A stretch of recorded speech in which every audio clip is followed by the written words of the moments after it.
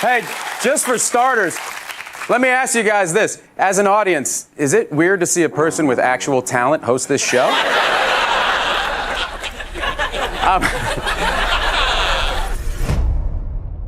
Matt Damon had barely sat down at the host's desk before asking the audience how it felt to finally watch someone talented run the show. With Matt and Jimmy Kimmel, every meeting is a battle where the greeting is only the warm-up for the next insult. We ran out of time.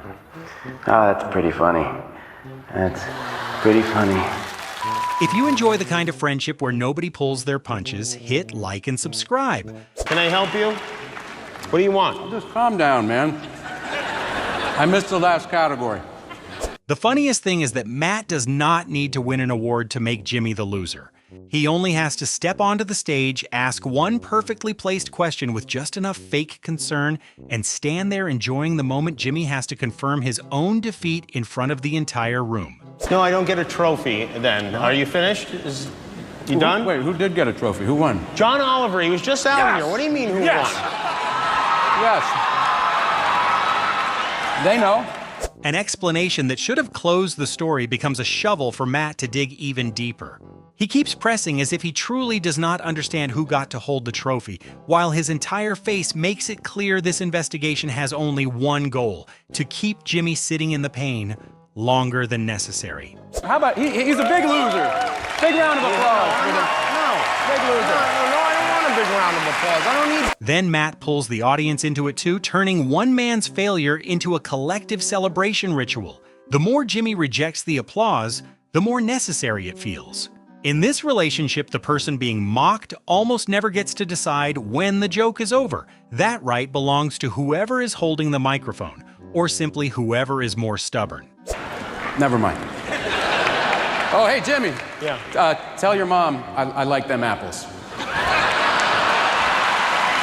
By the time he leaves, Matt still refuses to let Jimmy keep the last scrap of dignity. He takes a familiar line tied to his own career, bends it into something more personal, and drops it like a goodbye. This is the kind of ending that makes you understand Matt has not really left. He has only stepped back to prepare for the next round. With these two, the final line has never truly been the final line. But tonight, you didn't run out of time for me, did you, Jimmy? No, I ran out of time for you. What's that, Jimmy? Huh? And the next round begins with a coup. After too many times being told there was no time left for him, Matt takes over the entire show and throws that same line right back at Jimmy. The satisfaction on his face does not come from finally being allowed to appear, but from finally making the host taste what it feels like to be pushed aside. He does not just want another guest chair, he wants Jimmy to become an unwilling guest on his own show. Tonight, good triumphs over evil. I am Luke Skywalker, and Kimmel is the Death Star. Big and round and easily destroyed through his garbage hole. Once Matt has power in his hands, he immediately uses it for the noblest purpose possible, comparing Jimmy to a villainous machine that is huge, round, and has a weak spot located somewhere nobody wants to hear described. The way he elevates a childish insult to epic scale is what makes the hit land harder. The language gets grander, the target gets lower, and Matt enjoys the distance between the two. But I've never hosted a talk show before, so some of you might be wondering what makes me qualified to fill in tonight. I'll tell you. For Courage Under Fire, I lost 40 pounds. For The Bourne Identity, I learned the martial arts. In We Bought a Zoo, I had sex with an ostrich. So, I think I can do this. Even when he is showing off his professional experience, Matt refuses to let the story stay dignified for too long. He places serious accomplishments beside one completely absurd detail, as if all three are equal proof of expertise. Jimmy gets pushed down, but Matt also drags himself down with him, and that is why the brag sounds both arrogant and ridiculous. Listen, I know The Martian's coming out on Friday, and I did say I would help you promote it, but I did not say you would be on the show. You said I would be on the show. I said I would try to get you on the show tonight, and we have a very, very busy night. I have the whole therapy session on tape. When the two try to talk things out in therapy, the core problem appears very quickly. Matt believes a promise should mean something, while Jimmy believes "I'll try" is a perfectly legal escape route. They speak like people clarifying a misunderstanding, but really they are just looking for a more polite version of "I was never gonna help you." The room has a therapist, serious chairs, and only one missing ingredient: goodwill. Thinks the world revolves around him. He thinks that he's the only celebrity in California. I mean, it's... You think he's being unreasonable? Yeah, I do. I mean, it's like... See, now things are getting totally turned around, and this is what he does, and it's what he does so well. He, like, talks the talk, right? And now he makes me think I'm crazy. It's all about him. Jimmy does not miss the chance to turn therapy into an indictment. He describes Matt as if all of California is merely the backyard of an overindulged movie star, then acts surprised when the person sitting beside him reacts. Here, honesty does not heal anything. It only provides more ammunition. I'm angry that he's angry. I'm doing my best to get him on the show every night. And he is so, he's so spoiled, he throws a tantrum. And I know what goes on these Hollywood sets, okay? He's in his trailer, he's got the, star on the door. But that's not how it is here. This is my show, and he thinks it's his show.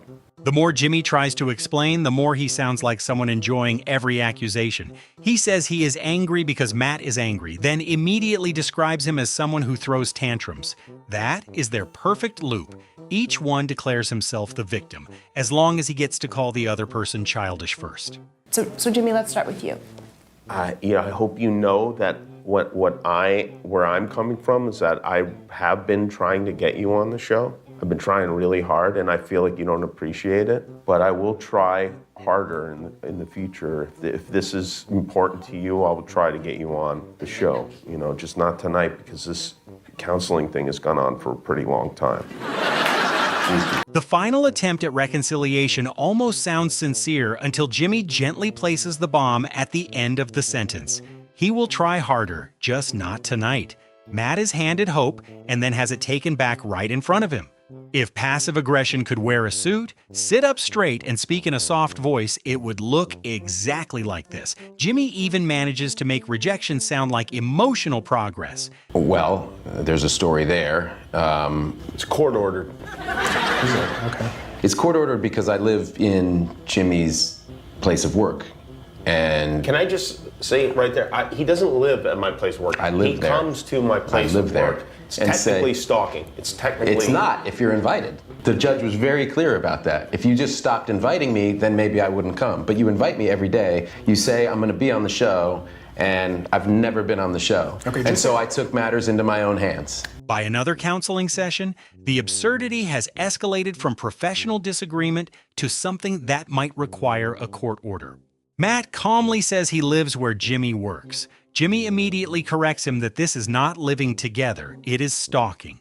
They are no longer arguing over the facts, only fighting for the right to give those facts the more embarrassing name. And of course, Jimmy's label is always designed to make Matt sound like someone who needs to be escorted out. Jimmy does a live broadcast, and his lead guest was my old friend, Ben. Sure. Okay. And I bribed Ben to sneak me into his jacket. Why are you touching me? Well, I'm not touching you. You bribed him? Of course. You think he would just do that? Matt tells the story of bribing Ben to sneak in under his coat with the natural ease of a man describing a perfectly reasonable plan. Jimmy, meanwhile, is stuck on a more practical question. Why is this person touching him? The more you listen, the more you realize the line between determination and harassment disappeared a long time ago. And both of them are having far too much fun to rebuild it. So I made bumper stickers. Okay. Can I give you one? Sure. And you be the judge? Bumper stickers like this is 1975. Okay. It says honk if you're borny. Okay, and that's for you. Thanks for you. What do you think for setting the therapy aside? It's trying to go viral, right? You could Snapchat that and you put it on your Instagram. And what do you think? I think it's the stupidest thing I've ever seen. Honk if you're borny. It's excellent. Even a peace offering from Matt is designed to annoy Jimmy. He presents the sticker with almost touching pride, and Jimmy shuts it down without blinking. No elaborate joke is needed. Just one person too excited about a stupid idea and another person far too willing to call that stupidity by its proper name. Jimmy does not accept the gift, he grades it, and the score is almost always negative. And its host. This is Jimmy Kimmel Live. And that's an ass face. That's supposed to be an ass. Yes, okay. And that's how I feel about Jimmy and his show. The emotional drawing exercise is supposed to open something deep inside. Matt uses it to draw Jimmy as a face with some very questionable anatomy. The therapy session therefore achieves one rare breakthrough. The entire room finally has visual evidence that these two have no interest in growing up. Now, hi everybody!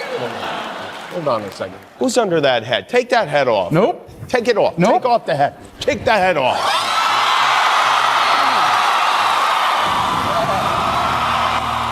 Yes. When a character in an animal head appears, Jimmy only needs a few seconds to sense that something is suspicious. He keeps demanding that the costume come off while the person inside responds with minimalist stubbornness.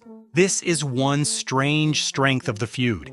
Even before Matt reveals himself, Jimmy can already hear the familiar spirit of disruption. No. What's up? I made it on the show! No. Yeah! Woo! You're not on the show. The moment the head comes off, Matt is not remotely embarrassed that he has been hiding inside a ridiculous costume. He celebrates like a man who has just cracked the most sophisticated security system in the world. For him, appearing on the show is no longer an invitation. It is an obstacle course, and Jimmy is the talking obstacle. The sillier the costume, the sweeter the victory feels. Done this before. Well, I mean, they don't seem to mind. Hey, everybody! What are you in this costume? Is this a sex thing? Are you a furry? You're a furry! Duncan Dumbass is a furry, everybody! Jimmy fires back by turning the costume into a series of increasingly bizarre accusations. Matt has barely greeted the audience before he is assigned an entirely new identity, then publicly announced as if this were a press conference. Accuracy matters less than speed. Whoever gives the nickname first briefly holds the power. This isn't my last show ever. It isn't? Matt tries to turn the infiltration into an emotional farewell, but Jimmy instantly punctures the premise. This is not even the final show. One factual correction is enough to make Matt's entire gesture look ridiculous. In Jimmy's hands, reason is often the cruelest weapon. I kiss your mother with this mouth. Okay. What's up, Joan? It's time to go. What's up? Time to go. Hey, girl. Yeah. Then the atmosphere shifts so quickly that nobody can hold on to their role. One order to leave, one off-rhythm goodbye, and the entire confrontation suddenly feels like two people who have been arguing so long they have forgotten what they were angry about. That messiness is exactly what gives the hostility a familiar layer they cannot quite hide. I am here, baby. What?